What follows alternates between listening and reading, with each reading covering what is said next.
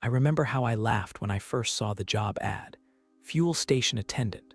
Remote location. High solitude tolerance required. Adherence to station rules non-negotiable. In bold, like that was supposed to scare me. I'd been bouncing around from one dead-end job to another in the lower 48, so the idea of solitude sounded like heaven. No more noisy neighbors, no more traffic. Just me and the endless Alaskan wilderness. I clicked apply with a grin. That grin didn't last long. The first hint that something was off came during the flight in. A tiny prop plane shaking more from the pilot's incessant coughing than from any turbulence. "Ever been to Alaska before?" he rasped, eyes never leaving the icy expanse below us. "First time," I told him. He chuckled, a sound as unsettling as a door creaking in an abandoned house. "You'll learn a lot. The land's different here, keeps its secrets." He went silent for the rest of the flight. The fuel stop was more isolated than I imagined. Nestled between gnarly pines and the frozen, white blanket of ceaseless winter, it was a dot in an ocean of snow, a single pump, a squat little convenience store, and not much else. Keith, the owner, met me outside. His beard was as tangled as last year's Christmas lights, and he smelled like motor oil and stale cigarettes. The tour was brief. "Fuel pump, generator, store your kingdom," he declared with a sweep of his greasy hat.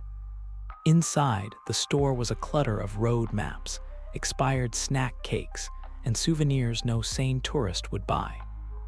Then the rules came. Keith pulled a wrinkled sheet from his back pocket, and his tone shifted. "You follow these, you stay sane. You don't, well." He didn't finish, just shrugged as if to say whatever happened after breaking them wasn't his problem. 1. Never let the fuel pump run past midnight, even if a customer begs. 2. Ignore any knocks on the store door if it's past sunset. 3. If the radio starts playing static, turn it off immediately. Then on again, but never let it sit silent for more than a minute.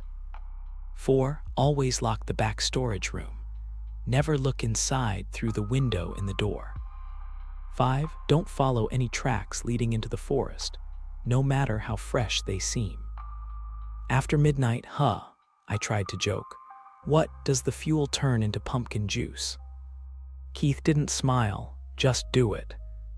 The first few nights were uneventful, almost boring. I killed time flipping through old magazines and watching bootleg DVDs.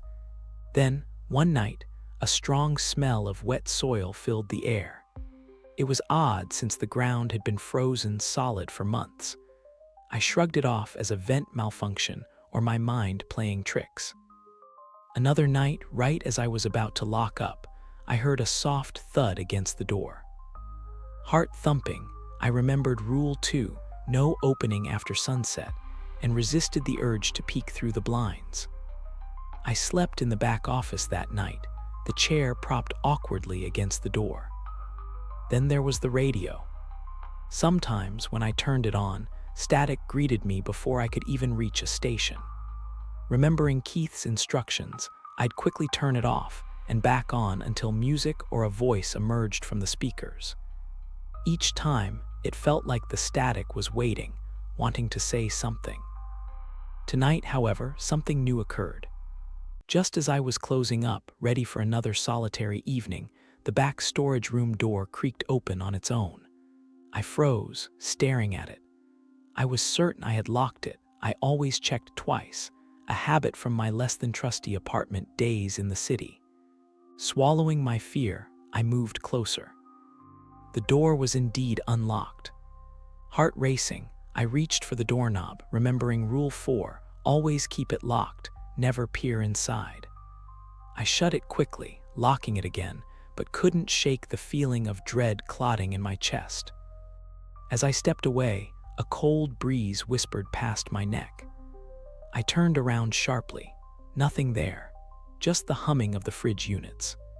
But then, the radio crackled to life on its own, a cacophony of eerie static filling the small store until I lunged forward to shut it off.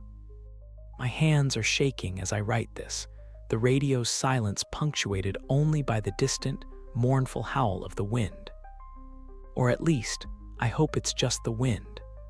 Something feels very wrong, like eyes watching from the darkness beyond the glass, just waiting for me to break the rules again. I try to steady my trembling fingers on the old wooden desk. Each scratch and groan of the house now feels like whispering threats. Rules. Always stick to the rules. But had I unknowingly crossed a line I couldn't even remember setting? Reaching for my cup of cold coffee, my fingers brush against the radio again, its quiet hum joining the wind's wail. A stifled sort of symphony that offers no solace. My eyes skim the shadows by the window. I swear they deepen, twisting slightly as if recoiling from my gaze. It's just my imagination, surely. But with each passing second, the weight of unseen eyes presses. Harder against my sanity. I lean closer to the glass, squinting. There, a flicker of movement, or perhaps just the branches swaying under the moon's timid glow. I pull the blanket tighter around my shoulders and look back at my journal. Document everything. Isn't that what they say in all those amateur detective stories? But who would believe a journal citing shadows and whispers as assailants? The grandfather clock in the hallway chimes, its echo a chilling reminder of the night's depth. Midnight, the witching hour, some would call it.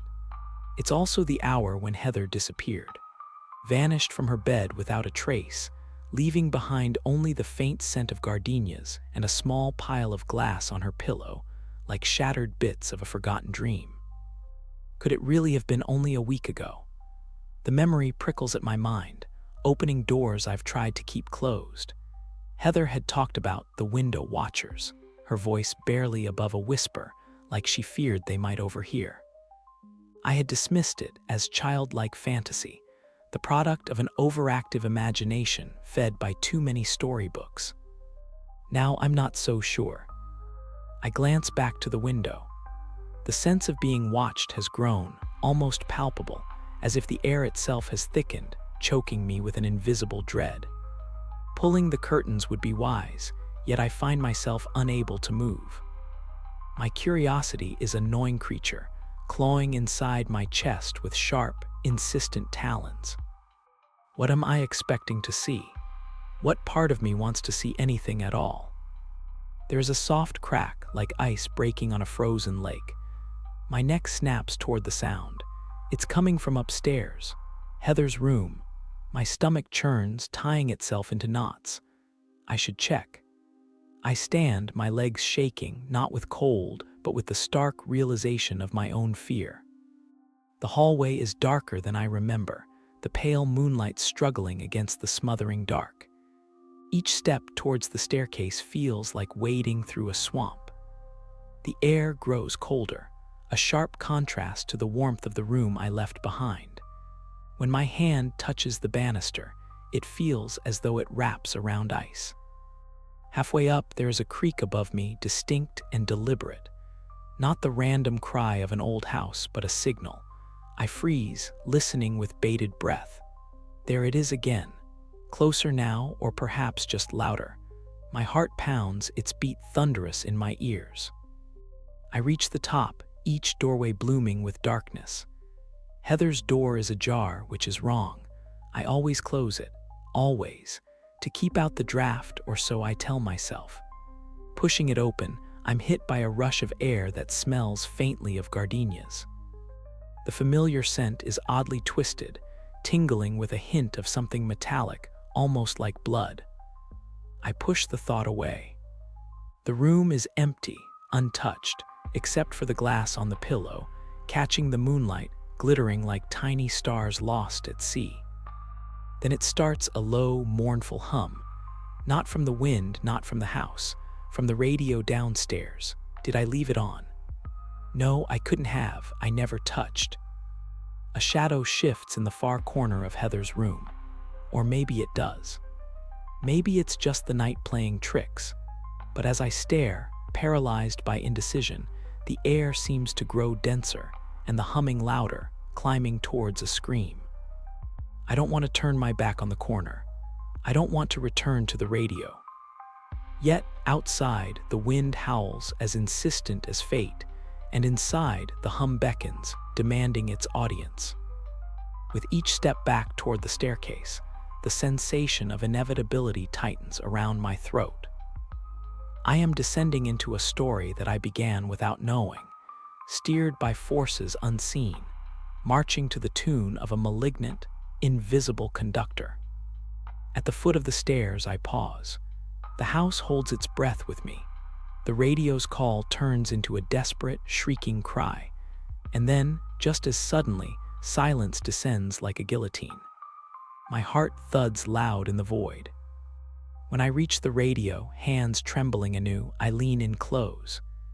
And from its speaker, softer than a whisper yet clear as crystal, comes Heather's voice, high and sweet and full of sorrow. "Why did you open the window, Mommy?"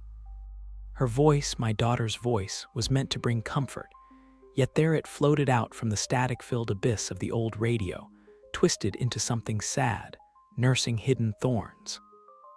"Why did you open the window, Mommy?" the voice asked again, a chilling sigh following each syllable. I dropped to my knees next to the radio, the antique wood cool against my skin, its lacquered surface a mirror to my horror-stricken face. "Heather, is that really you?" My voice broke, trembling with the hope of the impossible.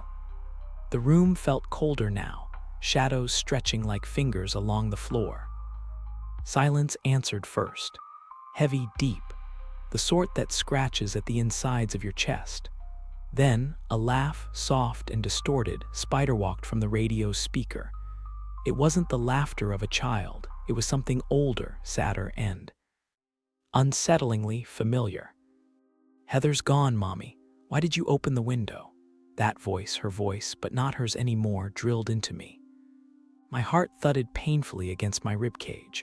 I struggled to breathe, my lungs suddenly tight, the air in the old house thick as wet cotton. Memories surged unbidden of the day Heather had vanished, a window thoughtlessly left open, and the search that had followed. Endless, hopeless. I didn't mean to," I stammered, pressing my palms against my ears, trying to block out the accusatory tone of my daughter, or whatever had taken her voice. I glanced around the dim living room, searching for some sign of normalcy, for anything that could root me back to reality. But then, a soft creak sounded overhead, like footsteps, hesitant and dragging. My eyes snapped upward to the ceiling, following the sound that moved peculiarly above, from one end to the other. It was as if something, or someone, was pacing the attic directly above the radio, directly above me. Swallowing down a pulse of fear, I pushed myself to my feet and edged toward the staircase that led to the upper floors. Every step creaked underfoot, harmonizing with the strange thumps above. The air grew colder as I ascended, each breath forming a misty cloud in front of me. Just as I reached the top step, another laugh, louder now, echoed through the attic door. It seeped through the thin wood, twining around my spine. "Why did you let me go, Mommy?" The voice was both pleading and accusing, a tormentor shaped from the void of grief. The doorknob was icy cold, frosting over my fingertips as I grasped it. It turned with a resistive groan, and as I pushed the door open, the blackness of the unlit attic swallowed me whole. The room was frigid, filled with the musty scent of old books and forgotten things. Boxes were stacked haphazardly, and a vague outline of a window, the window, loomed across the room, its curtains moth-eaten and trembling slightly with each whisper of wind. A shadow moved just at the edge of my vision, quick and darting. My breath caught. I took a step forward, my heart a drum of dread in my throat. "Heather." The name was barely a whisper, torn from me by the chilling air. Clattering like little claws scuttling, answered me. It scurried from one corner to another, near the window, where a small, doll-like figure suddenly stood silhouetted by the moonlight. It was wrong, grotesquely wrong. Its limbs hung loose, its head oddly tilted. A shimmering sound, like small bells tinkling, filled the room. The figure turned slowly, and what light there was caught its eyes, making them gleam malevolently. "Why did you open the window, Mommy?" it asked, its voice a distorted echo of Heather's, mingling sorrow with malice. Comprehension and horror paralyzed me as the figure began to move closer, step by halting step. The attic was stifling, yet I was cold, my skin prickled with premonitory goosebumps. I let out a choked sob, backing away, the weight of unspoken guilt anchoring my feet. My back hit the stairway railing, the sharp wood cutting into me. The sorrow in that voice, my daughter's voice, now twisted with something else, something dark, was haunting. "Why, Mommy?" it repeated, stepping into the shaft of moonlight fully. And on its face, a mosaic of shadows danced, was no face of any child. It was a blank, smooth canvas, as if erasing Heather from existence, and in its place left something far more sinister. My breath hiccuped in my throat, a strangled sound that I barely recognized as coming from me. The thing that stood before me, awash in moonlight, was undeniably wearing Heather's pajamas, the ones with tiny, dancing rabbits, but nothing else about it was her. The sight twisted my stomach, wrenching nausea up through my chest. "Sweetie," I began, voice quavering, reaching out a hand only to pull it back as the figure before me cocked its head to the side. An all too familiar gesture, yet horrifyingly alien on that blank face. Its voice, when it came again, was a perfect mimicry of Heather's, hitting a frequency that made my skin crawl. "Why, Mommy?" I backed away, the floorboards creaking ominously underfoot as I bumped against the living room table. My fingers brushed over family photographs, the edges of the frames biting under my nails as I tried to ground myself in the here, the now, anything but the impossibility before me. "My darling, come here." "It's okay," I lied, forcing warmth into my tone while my every instinct screamed to run, to escape this perversion of my daughter. It took a tentative step towards me, movements jerky, like a poor string puppet learning to walk.